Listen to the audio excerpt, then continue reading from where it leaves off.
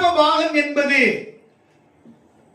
கொடுப்பது இருந்தாலும் அது ஒரு ஆசீர்வாதம். That is a blessing. அது ஒரு ஆசீர்வாதம் என்பதை திருச்சபையாராகி நீங்கள், வேதத்தை படிக்கிற நீங்க, தசம பாகம் என்பது ஒரு ஆசீர்வாதம் என்பதை முதலாவது நீங்கள் ஏற்றுக்கொள்ள வேண்டும், அங்கீகரித்துக் கொள்ள வேண்டும்.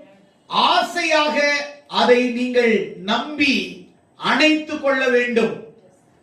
தசம பாகம் என்பது கொடுக்கிறதாக இருந்தாலும் அது வாழ்க்கையில ஒரு பார்ட் ஆஃப் பிளெஸிங் என்பதை உங்க வாழ்க்கையிலே இன்றைக்கு தெளிவாக உங்கள் மனதிலே நீங்கள் அதை ஏற்றிக்கொள்ளுங்கள், எழுதிக் கொள்ளுங்கள், நினைத்துக் கொள்ளுங்கள், நினைவு கூறுங்கள்.